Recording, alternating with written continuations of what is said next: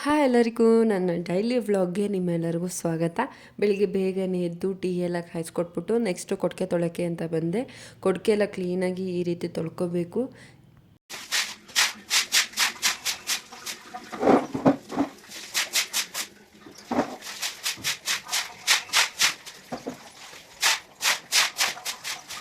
ಕೊಟ್ಟಿಗೆ ಎಲ್ಲ ತೊಳೆದಾದ್ಮೇಲೆ ಬಂದು ಬೆಡ್ಶೀಟ್ ಎಲ್ಲ ಕ್ಲೀನಾಗಿ ಮಡಚಿಟ್ಟೆ.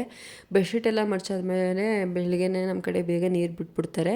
ನಮಗೆ ಕುಡಿಯೋಕ್ಕೆ ಮಾತ್ರ ನಾವು ನೀರು ಇಟ್ಕೊಳ್ಳೋದು. ಕುಡಿಯೋಕ್ಕೆ ನೀರು ಇಟ್ಕೊಂಡು ಹಾಗೆ ಬಟ್ಟೆ ತುಂಬಾ ಇತ್ತು, ಸಿಕ್ಕಾಪಟ್ಟೆ ಬಟ್ಟೆ ಇತ್ತು ಇಡಬೇಕಂದ್ರೆ. ಅದಕ್ಕೆ ಬೆಳಿಗ್ಗೆನೇ ಒಗ್ದುಬಿಡೋಣ, ಆಮೇಲಿಂದ ಒಗೆದ್ರೆ ತುಂಬಾ ಬಿಸಿಲು. ಅದಕ್ಕೆ ಬೆಳಿಗ್ಗೆನೇ ಬೇಗನೆ ಒಗೆದ್ಬಿಟ್ಟು ಎಲ್ಲನೂ ಕ್ಲೀನಾಗಿ ಎತ್ತಿಟ್ಟೆ. ಆಮೇಲಿಂದ ಕಸ ಎಲ್ಲ ಗುಡಿಸ್ಬಿಟ್ಟು, ಮನೆ ಕಸ ಎಲ್ಲ ಗುಡಿಸ್ಬಿಟ್ಟು ಹಾಗೆ ಒಂದು ಸ್ವಲ್ಪ ಫ್ಲ್ಯಾಶ್ ಬ್ಯಾಕ್ ಹೋದೆ, ಅಂದರೆ ನನ್ನ ಚೈಲ್ಡ್ಹುಡ್ ಮೆಮೊರಿಗೆ ಹೋದೆ. ಆವಾಗೆಲ್ಲ ಏರೋಪ್ಲೇನ್ ವಿಮಾನ ಹೋಗೋದಂದರೆ ಏನೋ ಒಂಥರ ಖುಷಿ. ಯಾರು ಫಸ್ಟ್ ನೋಡ್ತಾರೆ ಅವರೇ ಅದು ಇದು ಅಂತ. ಸೊ ಅದನ್ನೆಲ್ಲ ನೋಡಿಕೊಂಡು ಸ್ವಲ್ಪ ನೆನ್ಪು ಮಾಡಿಕೊಂಡು 2 ಬಕೆಟ್ ಬಟ್ಟೆ ಆಗಿತ್ತು, ಅದನ್ನೆಲ್ಲ ಕ್ಲೀನಾಗಿ ಈ ರೀತಿ ಒಣಗಾಕ್ಬಿಟ್ಟು ಆಮೇಲೆ ನಾನು ಬಂದು ಹಲ್ಲುಜ್ಜು ಎಲ್ಲ ಮುಖ ಎಲ್ಲ ತೊಳೆದು ಕ್ಲೀನಾಗಿ ರೆಡಿ ಆಗಿಬಿಟ್ಟು ಹಾಗೆ ಇವತ್ತು ನಾನು ಎಣ್ಣೆ ಹಾಕೋಬೇಕಾಗಿತ್ತು. ಎಣ್ಣೆ ನಾನು ತುಂಬ ಜನ ಹೇಳ್ತಾರೆ ನೀನು ಹೇರ್ ತುಂಬ ಲಾಂಗಾಗಿ ತಿಕ್ಕಾಗಿದೆ, ಯಾವ ಆಯಿಲ್ ಯೂಸ್ ಮಾಡ್ತೀಯಾ ಅಂತ. ಅದನ್ನು ನೆಕ್ಸ್ಟ್ ವೀಡಿಯೋದಲ್ಲಿ ನಾನು ತಿಳಿಸ್ಕೊಡ್ತೀನಿ. ಹಾಗೆ ನಾನು ಇವತ್ತು ಎಣ್ಣೆ ಹಾಕೋತಿದ್ದೆ. ಯಾರು ಇದ್ದರೆ ಅವ್ರಿಗೆಲ್ಲ ಹಾಕ್ಸ್ಕೊತೀನಿ, ಯಾರೂ ಇಲ್ಲಾಂದರೆ ನಾನೇ ಚೆನ್ನಾಗಿ ಎಲ್ಲ ಕ್ಲೀನಾಗಿ ಒಂದು ಜಾಗನೂ ಬಿಡ್ದಂಗೆ ಬುಡಕ್ಕೆ ಚೆನ್ನಾಗಿ ಆಯಿಲ್ ಹಾಕಬೇಕು. ಆವಾಗಲೇ ಚೆನ್ನಾಗಿ ಹೇರ್ ತಿಕ್ಕಾಗಿ ಲಾಂಗಾಗಿ ಬರೋದು. ಆಯಿಲೆಲ್ಲ ಹಾಕ್ಕೊಂಡು ಎತ್ತಿ ಒಂದು ಕೊಂಡೆ ಕಟ್ಬಿಡ್ತೀನಿ. ಆಯಿಲೆಲ್ಲ ಹಾಕೊಂಡ್ಮೇಲೆ ನಾವು ತಲೆ ಬಾಚಬಾರ್ದು, ಅದೇ ಮಾಡೋ ತಪ್ಪು ಕೆಲವು ಜನ. ಚೆನ್ನಾಗಿ ಎಣ್ಣೆ ಇಟ್ಕೋಬೇಕು. ಸೊ ಎಲ್ಲನೂ ಎತ್ಬಿಟ್ಟು ಒಂದು ಕೊಂಡೆ ಕಟ್ಬಿಟ್ರೆ ಆಯಿತು. ಆಮೇಲೆ ಬೆಳಗ್ಗೆ ನಾಷ್ಟಕ್ಕೆ ನಾವು ಇಡ್ಲಿ ದೋಸೆನೇ ಮಾಡ್ತೀವಿ ಅಂತ ಏನಿಲ್ಲ, ಏನಿರುತ್ತೆ ಅದನ್ನ ತಿಂತೀವಿ. ಸಾಂಬಾರು ತಿಂದು ನೆಕ್ಸ್ಟು ನಾನು ಮಧ್ಯಾಹ್ನಕ್ಕೆ ಸಾಂಬಾರು ರೆಡಿ ಮಾಡೋಣ ಅಂತ ತರಕಾರಿ ಸಾಂಬಾರು ಮಾಡಿದೆ. ಹಾಗೆ ಇಲ್ಲಿ ಬೋಂಡ ಮಾಡೋಕ್ಕೆ ಎಲ್ಲನೂ ರೆಡಿ ಮಾಡ್ಕೊಳ್ತಾ ಇದ್ದೀನಿ. ನಾರ್ಮಲಾಗಿ ಯಾವ ರೀತಿ ಎಲ್ಲರ ಮನೆ ಬೋಂಡ ಮಾಡ್ತೀರಾ ಅದೇ ರೀತಿ ನಾನು ಕೂಡ ಬೋಂಡ ಮಾಡಿಬಿಟ್ಟು, ಆದರೆ ನಾನು ಸೋಡಾ ಹಾಕಲ್ಲ, ನಾರ್ಮಲ್ ನ್ಯಾಚುರಲಾಗೆ ಮಾಡ್ತೀನಿ. ಬೋಂಡ ಎಲ್ಲ ಮಾಡಿಬಿಟ್ಟು ಇನ್ನು ತರಕಾರಿ ಎಲ್ಲ ತೊಳೆದಿಟ್ಕೊಂಡಿದ್ದೆ. ಹಾಗೆ ತರಕಾರಿ ಸಾಂಬಾರಿಗೆ ಮಸಾಲೆ ಎಲ್ಲ ರುಬ್ಕೊಂಡಿದ್ದೆ.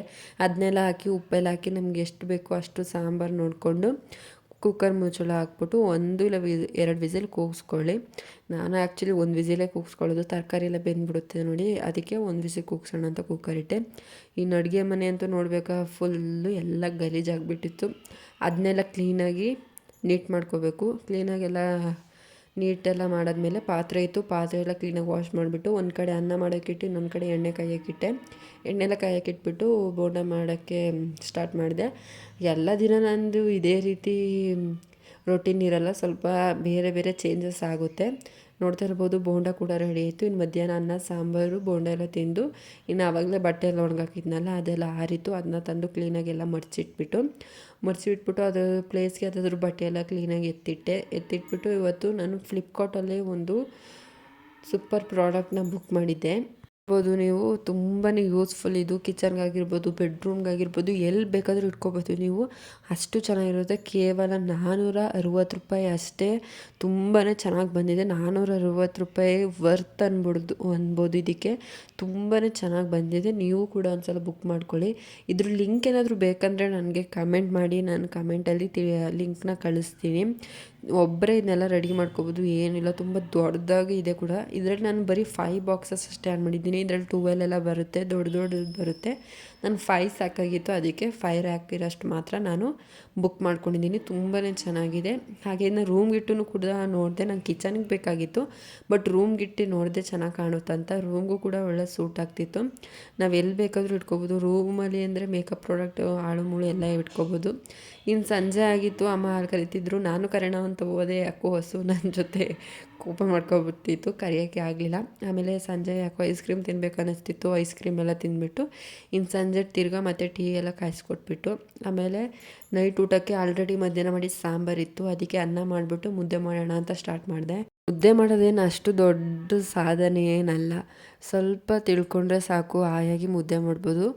ನಮ್ಗೆ ಎಷ್ಟು ಬೇಕು ಅಷ್ಟು ನೀರು ಹಾಕ್ಕೊಂಡು ಕದ್ರಿದ್ಬಿಟ್ಟು ಆಮೇಲಿಂದ ಹಸಿಟ್ಟು ಹಾಕ್ಬಿಟ್ಟು ಚೆನ್ನಾಗಿ ಬೇಯಕ್ಕೆ ಬಿಟ್ಬಿಟ್ಟು ಆಮೇಲೆ ಕ್ಲೀನಾಗಿ ಹೊಂದಿಸ್ಕೋಬೇಕು. ಅದೇ ಮೇನ್ ಇಂಪಾರ್ಟೆಂಟ್. ಹೊಂದಿಸ್ಕೋಬೇಕಾದ್ರೆ ಕ್ಲೀನಾಗಿ ಹೊಂದಿಸ್ಕೊಂಡ್ರೆ ಯಾವುದೇ ರೀತಿ ಗಂಟು ಏನೂ ಆಗೋಲ್ಲ.